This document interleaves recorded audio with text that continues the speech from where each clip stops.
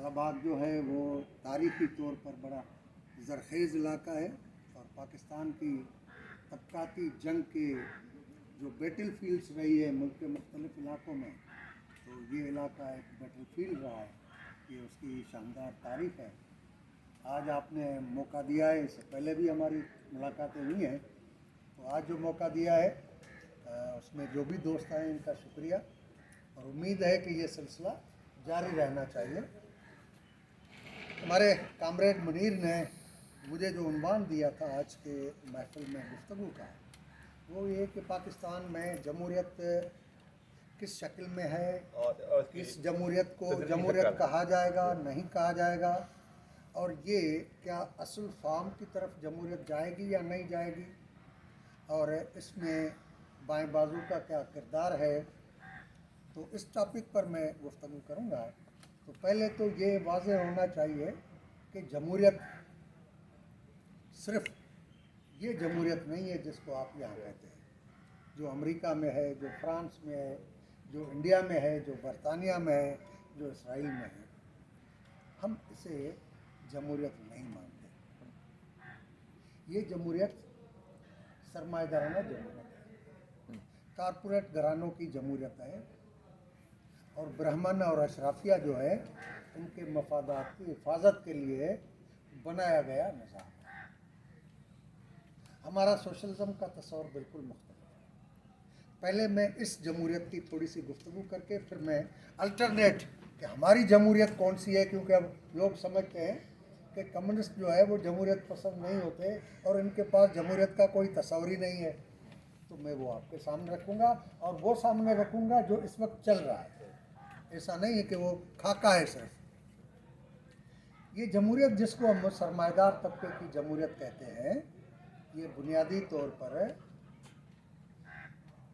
सरमाएदाराना माशी रिश्तों के लिए हिफाजत के लिए बनाया गया सियासी निज़ाम है और इसका आगाज़ होता है इनकलाब फ्रांस से। जब उन्होंने बादशाह के ख़िलाफ़ बगावत की और उसके नतीजे में बादशाह की हुकूमत गिराई और फिर जो उन्होंने सिस्टम कायम किया उसी जमाने। लेकिन ये जो इनकलाब फ्रांस है उसकी जब आप तारीख़ पढ़ेंगे तो यूरोप में ये लड़ाई आखिरी लड़ाई थी फ्रांस में, जिसके नतीजे में बादशाह, जागीरदार और पोप तीनों को शिकस्त हो गई और ये इक़्तिदार में आ गए। लेकिन इससे पहले इस तरह की कई लड़ाइयाँ हुई, क्योंकि कामरेड लेनिन ने स्टेट एंड रिवॉल्यूशन, रियासत और इनकलाब में कहा है कि नाकाम इनकलाबों का सिलसिला, नाकाम इनकलाबों का सिलसिला कामयाब इनकलाब को जन्म देता है। तो वहाँ पर भी बूर्जवाजी की, सरमाएदार तबके की लड़ाइयों का, इनकलाब के अमल का एक लंबा प्रोसेस था, जिसमें उन्होंने किसानों और मज़दूरों को अपने साथ मिलाया था कि पैदावार आप करें, हम उसमें ज़हनी मेहनत लगाएं, हम सरमाया लगाएं, और टैक्स लगाने वाले वो हैं जो कोई काम नहीं करते। न पोप कोई काम करता है, न जागीरदार कोई काम करता है, न बादशाह। और उनकी अयाशियों का खर्च पूरा करने के लिए टैक्स हमारे ऊपर लगती है। तो आओ मज़दूर किसान हम मिलकर इनके ख़िलाफ़ कोई जद्दोजहद करें। तो वो कई लड़ाइयाँ हुई जिसमें कभी थोड़े अरसे के लिए कामयाबी मिली, लेकिन अक्सर फिर नाकामी से दो चार हुई। लेकिन वो तमाम लड़ाइयाँ बहुत खूनख्वार थी, बहुत खूनख्वार। बगावत करने वाले लोगों को ज़िले इलाही के नाम पर कि ये अल्लाह का साया है बादशाह, उसकी जो मुखालफत करेगा उसका सर कलम करना चाहिए, टुकड़े टुकड़े करना चाहिए। इस तरह उन्होंने लाखों लोगों को मुख्तलिफ वक्तों में कत्ल किया।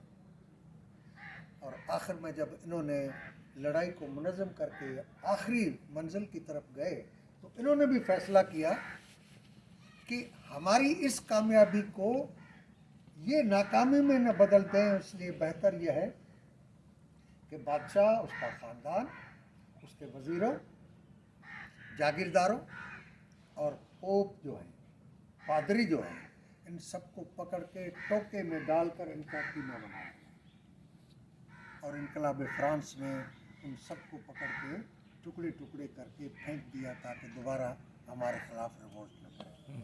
उसके बाद फ्रांस में ये जमहूरियत कायम हुई। और जिस सरमाएदार तबके ने मजदूर किसान से कहा था कि आइंदा आप अपना हुक्मरान खुद मुंतखब करेंगे, ऐसा नहीं होगा कि बादशाह है वो मर गया तो उसका बेटा आता है, नहीं। और ये पोप जो है उसकी कोई अमल दखल नहीं होगा मुल्की मामलात में और सियासत में।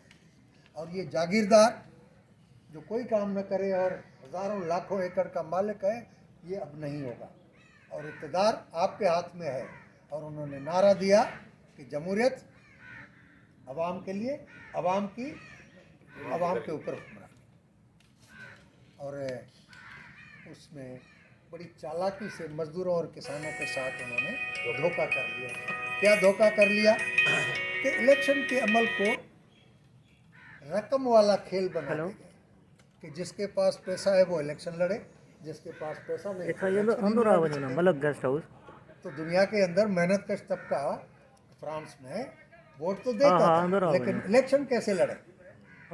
इस वजह से जैसे अभी पाकिस्तान में ऑफिशियली इलेक्शन कमीशन ने 4 करोड़ खर्चे की इजाज़त दी,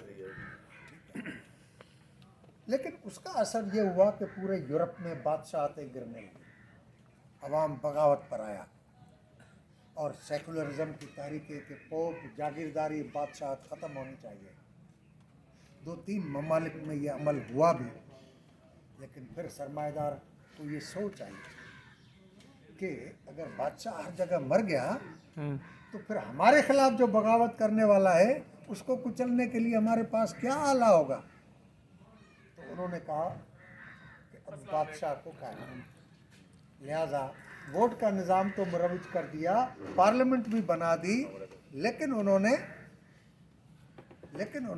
बादशाह को कायम रखा, जैसे बरतानिया में, हालैंड में, इस तरह कई ममालिक में, क्योंकि बादशाह अल्लाह का साया है, उसके खिलाफ जो बात करे उसका सर कलम करना चाहिए। और फिर इस तरह दुनिया के अंदर ये पार्लिमानी जमहूरियत का निज़ाम आगे बढ़ा और आगे चलकर फिर ये कहा गया कि अख्तियार पार्लियामेंट को जो है वो अलाट होता है प्राइम मिनिस्टर को। लिहाजा कुछ ममालिक में कहा कि प्राइम मिनिस्टर ज़्यादा बाउंड हो जाता है तो उसको पहले पार्लियामेंट से इजाज़त लेनी पड़ती है, तो सदारती निज़ाम भी लाया जाए जिसमें पार्लियामेंट भी हो, काबीना भी हो, लेकिन सदर को फैसला करने का अख्तियार हो, बाद में वो पार्लियामेंट के सामने ले जाए, जिसका फिर मॉडल फ्रांस में और अमेरिका में कायम है। तो इस तरह जिसको जमहूरियत कहा जाता है, ये जमहूरियत बुनियादी तौर पर अशराफिया तबके की, सरमाएदार तबके की हुक्मरानी का नाम है। सही, ठीक है, अच्छा। और इसमें एक बात और मैं गुजारिश करूं आपसे कि ये सरमाएदाराना निज़ाम जैसे जैसे ग्रो करता जा रहा है, सरमाया चंद हाथों में मुर्तकिज़ होता जा रहा है। जैसे आप देखें कि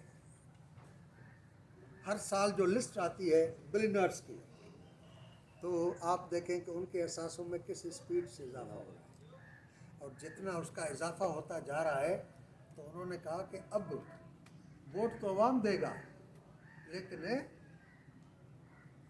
हुक्मरान कौन आएगा वो हम तय करेंगे। तो लिहाजा कारपोरेशन ने मैनिपुलेशन करके अपना निज़ाम कायम किया कि अब वो ट्रांसनेशनल कारपोरेशंस जो है वो किसी मुल्क के सदर को सामने लाती हैं और फिर अवाम को थोड़ा सा सबक भी देते हैं। मिसाल के तौर पर हम कम्युनिस्ट कहते हैं कि कैपिटलिज्म जो है वो इंडिविजुअलिज्म पैदा करती है, सेल्फनेस पैदा करती है, सेल्फिशनेस। आदमी अपने मफाद को देखता है, बाकी का मफाद कुर्बान करने को तैयार होता है, जबकि कम्युनिज्म दर्स देती है कलेक्टिविज्म की, इज्तमायत पसंदी। इज्तमा का मसला हल हुआ तो उसमें इज्तमा में मैं भी हूँ। ऐसा निज़ाम आए जो तालीम, इलाज, रोज़गार, घर की ज़मानत दे सबको, उस सब में मैं भी हूँ। तो उन्होंने कहा अब इसका मुकाबला कैसे करें। ये तो जो गरीब लोग हैं वो उस तरफ मुतवज्जह होते जा रहे हैं, तो फिर उन्होंने कहा किसी गरीब को भी आगे लाया जाए ताकि लोगों को ये तासर मिले کہ قسمت کا کھیل بھی ہے بھائی کہ فٹ پاتھ پر سونے والا اوباما ملک کا صدر بن جاتا ہے، اسٹیشن پر چائے بیچنے والا ہندوستان کا وزیر اعظم بن جاتا ہے، تاکہ لوگ انقلاب کے لیے، جدوجہد کے لیے طبقاتی نظام کو گرا کریں، اور اس میں وہ جو سمجھتے ہیں کہ میں حکمران بن سکتا ہوں، وہ تصور ڈائلیوٹ ہو۔ صحیح۔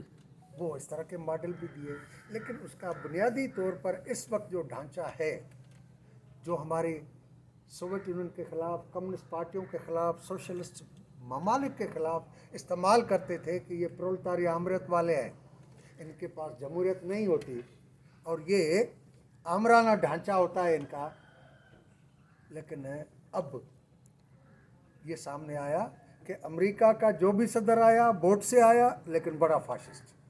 ویتنام میں کارپیٹ بمباری ہوتی ہے، نیپام بم پھینکے جاتے ہیں جس سے آگ ہی آگ لگتی ہے، اور پھر امریکی صدر آتا ہے جو پورے مڈل ایسٹ کو آگ میں نہلاتا ہے، امریکی صدر آتا ہے فلسطینیوں کا قتل عام کراتا ہے۔ لیکن اب تو یہ فنامنا عام ہو گئی کہ ہندوستان کا وزیر اعظم ووٹ سے آتا ہے، مسلمان، عیسائی اور دلت ان کو کس طرح سر عام زیادتی کی جاتی ہے۔ ابھی منی پور کا واقعہ چند دنوں پہلے کی بات ہے کہ کیا مسلمانوں سے ہو گیا۔ نیتن یاہو ووٹ سے آیا ہے، کیا فلسطینیوں کے ساتھ ہو رہا ہے۔ یہ سب کچھ جب کھیل کھلتا گیا تو اب سرمایہ داری نظام نے جمہوریت سے زور دینے کے بجائے اب کہا کہ سوسائٹی کو پولرائز کر، ٹکڑیوں میں تقسیم کر، اور پہلے وہ مذہب پر بنیاد پر، اب نسل کی بنیاد پر، زبان کی بنیاد پر، مسلک کی بنیاد پر دنیا کے سماج کو ٹکڑیوں میں تقسیم کرتے جا رہے ہیں۔ فلسطینیوں کی اپنے وطن کے لیے لڑائی کہا کیا جا رہا ہے، حماس لڑ رہی ہے، حماس نے حملہ کر دیا۔ اور یہ میں بتاؤں کہ اس میں صرف حماس نہیں ہے، کمیونسٹ پارٹی فلسطین، popular front for liberation of فلسطین، ڈیموکریٹک لبریشن فرنٹ آف فلسطین، پیپلز پارٹی آف فلسطین، یہ حماس سے مل کر لڑائی لڑ رہے ہیں۔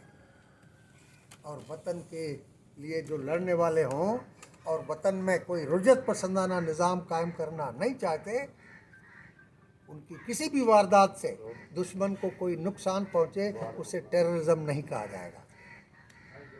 تو اب حماس پر زور لگا کر دنیا کو پیش کیا جا رہا ہے کہ مسلمانوں کا، یہ فلسطین کا کیس مسلمانوں کا کیس ہے۔ جس طرح پاکستان کو انہوں نے استعمال کیا افغانستان کے خلاف جنگ میں، وہ بھی یہی۔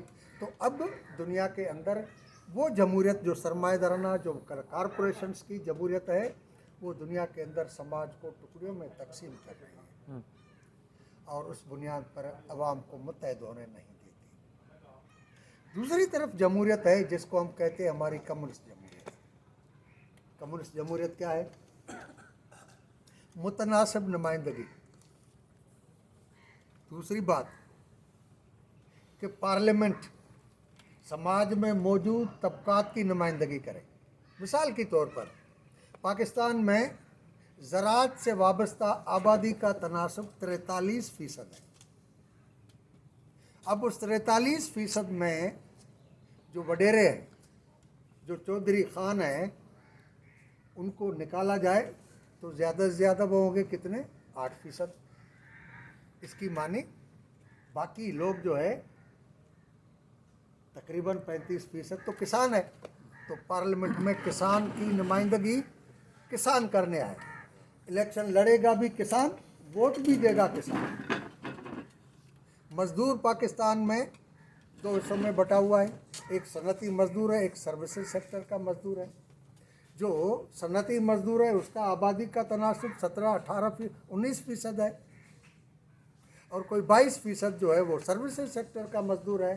تو سروسز سیکٹر کا پارلیمنٹ میں نمائندگی 22% ہونی چاہیے، اور اسی سیکٹر سے کینڈیڈیٹ بھی ہوگا، ووٹ بھی وہ دے گا۔ پورے ملک میں اگر ہم نے طے کیا کہ 50,000 پر ایک قومی اسمبلی کی سیٹ ہوگی، تو پورے ملک میں استاد جو ہے وہ 4 لاکھ ہے، جو پرائمری سے لے کر یونیورسٹی تک ہے، تو ان کی 8 سیٹیں ہوں گی، وہ کھڑا بھی انہی میں سے ہوگا اور ووٹ بھی وہی دے گا۔ ये हमारा जमहूरियत का तस्वर है कि तबकाती बुनियाद पर ऐवानों में अवाम की नुमाइंदगी और तबकाती बुनियाद पर भी तनासब के बुनियाद पर, इस तरह नहीं कि मिसाल के तौर पर कम्युनिस्ट पार्टी इलेक्शन लड़ रही है, सामने पीपल्स पार्टी इलेक्शन लड़ रही है, तो पीपल्स पार्टी का कैंडिडेट नवाब ऑफ कालाबाग का बेटा है और कम्युनिस्ट पार्टी का कैंडिडेट जो है शाह साहब है, तो अब लोग शाह साहब को वोट दें या नवाब ऑफ कालाबाग के बेटे को वोट दें? ये सिस्टम गलत है।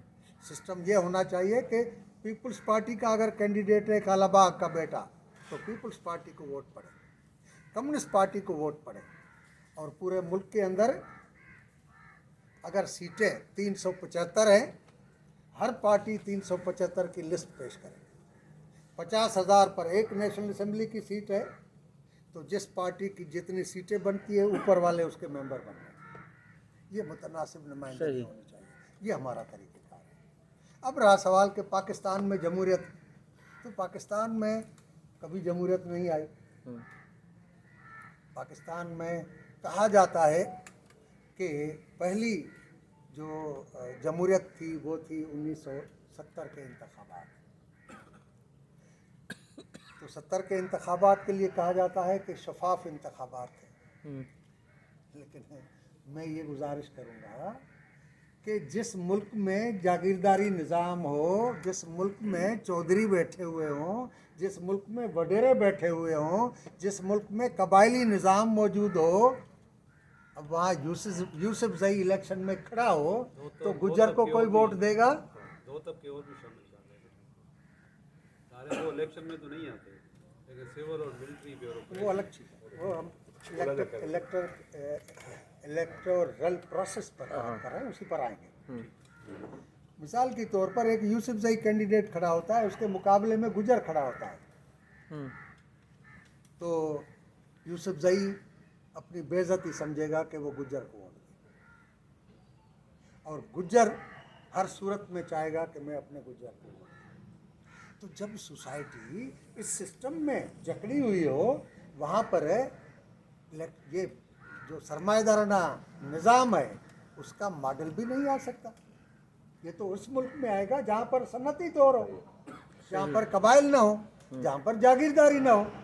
तो पाकिस्तान में ये तस्वर करना कि यहाँ पर कोई जमहूरियत आ सकती है, इसका कोई इम्कान नहीं है। जब तक लैंड रिफॉर्म्स नहीं होती, जब तक यहाँ पर लोग इस पर फ़ख्र नहीं करना छोड़ देते हैं कि मैं जूने जो हूँ, मैं यूसुफ जई हूँ, मैं नारे जो हूँ, इस पर फ़ख्र करना जब तक नहीं छोड़ते, तब तक कोई इंतखाब का अमल, डेमोक्रेसी नहीं आ सकती।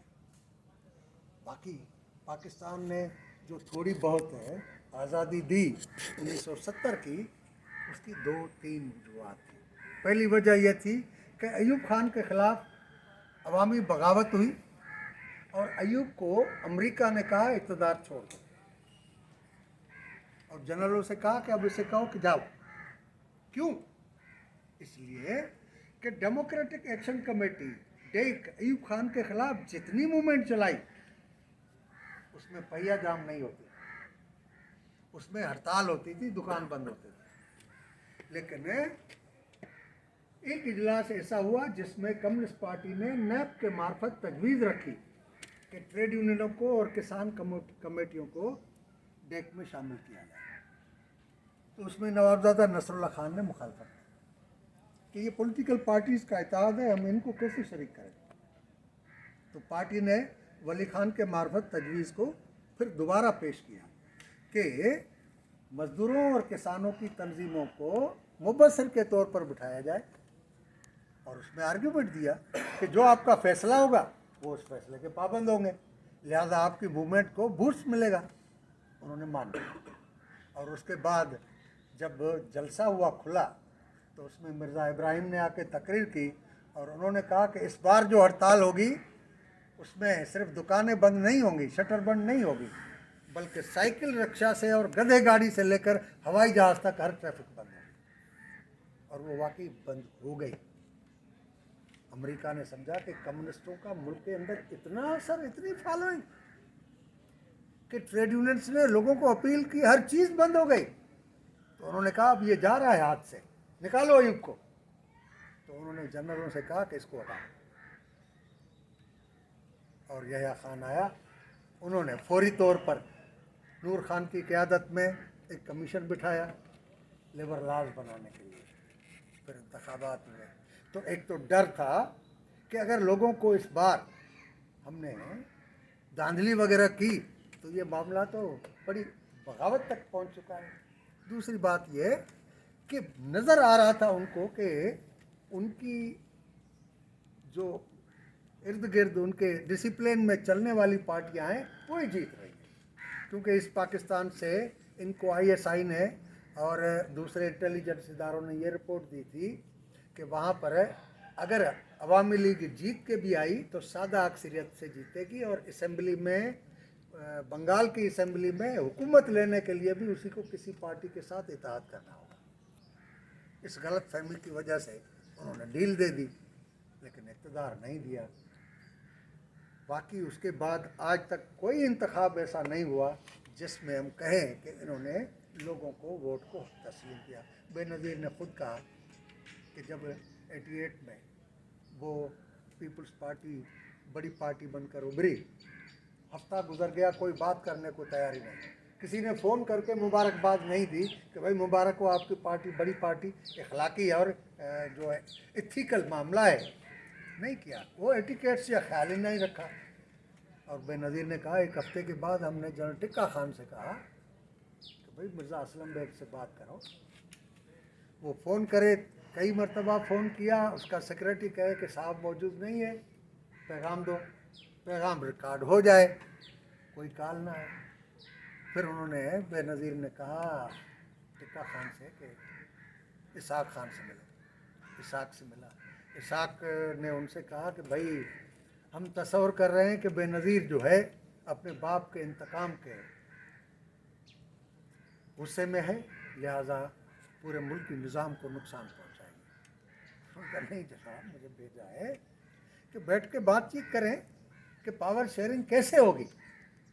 जब उन्होंने कहा कि बेनज़ीर कह रही कि पावर शेयरिंग कैसे होगी, तो उनको थोड़ा इत्मीनान हुआ कि हर चीज़ पर वो हुक्मरानी नहीं करना चाहती। और फिर इसाक ने मिर्ज़ा बेग को कहा, मिर्ज़ा बेग ने फिर अपॉइंटमेंट दी और फिर ये गए, और फिर उसमें फार्मूला तय हुआ कि आपको ये होगा, हमें ये होगा। और जिस दिन बेनज़ीर ने उस दायरे से थोड़ा बाहर निकलने की कोशिश की तो फिर क्या हुआ, और जब नवाज शरीफ उस दायरे से निकलता है तो क्या हुआ। तो इस वजह से पाकिस्तान में जमहूरियत कभी आई नहीं, न कोई आज़ादाना गैर जानिबदाराना इंतखाबात हुए हैं, और न अब लोगों को कोई तवक्को रखना चाहिए कि इन इंतखाबात के नतीजे में सिस्टम में कोई बेहतरी आएगी। क्योंकि बुनियादी सवाल यह है कि जो पाकिस्तान के बाबा और दादा बन के बैठे हुए हैं, ये कबूल करने के लिए तैयारी नहीं है कि 48 में कबायली लश्कर के ज़रिए कश्मीर पर कब्ज़ा करने के अमल से लेकर रावलपिंडी के साजिश केस बनाकर मुहब्बे वतन जनरलों को फारिग किया, कम्युनिस्ट पार्टी पर पाबंदी लगाई। 58 में अयूब की मार्शल लॉ क्यों लगाई गई?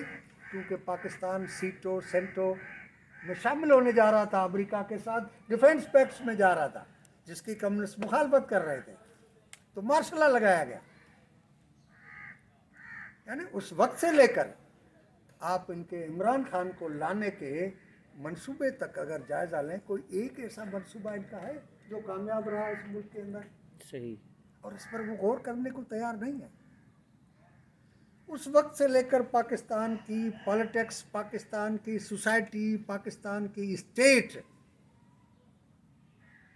ज़वाल पजीर है, कहीं उठान नज़र नहीं आ रही। उन्होंने अयूब खान ने नया पॉलिटिकल सिस्टम दिया, नए सियासतदान पैदा किए, वो सिलसिला जारी है। और उन्होंने तो बेचारे ने 2 नंबरी सियासतदान पैदा किए, आज तो पता नहीं 20 नंबरी क्या नंबरी है, कोई हिसाब ही नहीं है। और ये जो सिस्टम, पॉलिटिकल सिस्टम में जो करप्शन है, ये सरमाएदाराना निज़ाम में, सरमाएदाराना निज़ाम बदउनवानी के बगैर चल नहीं सकता। लेकिन पाकिस्तान में उस बदउनवानी के रिकॉर्ड भी तारीख ही तोड़ दी है। उस सब का जिम्मेवार कौन है? ये हम पाकिस्तान आइसोलेट हुआ इमरान के दौर में, पाकिस्तान में पॉलिटिकल कल्चर ख़राब हुई, सब कुछ हुआ, इमरान को लानत भेजते हैं। लेकिन उसको लाए कौन? उसको लीडर किसने बनाया? वो जिम्मेवारी भी तो कबूल करो। अगर उसको जेल में डाला है तो जिन्होंने उसको लाया उसको भी तो जेल में डालो। वो क्यों घूम रहे? और ये 9 मई का वाकया जो है ये इमरान खान का था ही नहीं। इमरान खान तो मोहरा था,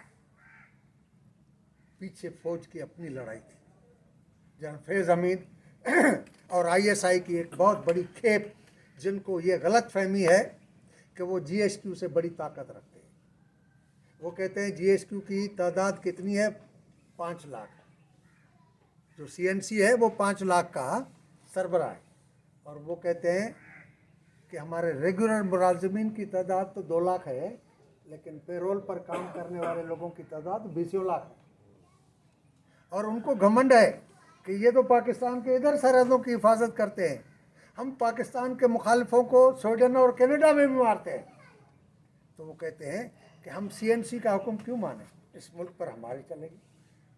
आप ज़हीरुल इस्लाम वाला खेल याद होगा, शुजा पाशा का खेल याद होगा। तो ये लड़ाई आसिम मुनीर के खिलाफ थी और इमरान बेचारा उस मोहरे में इस्तेमाल हुआ। और रगड़ा ऐसे देंगे क्योंकि उनको पता है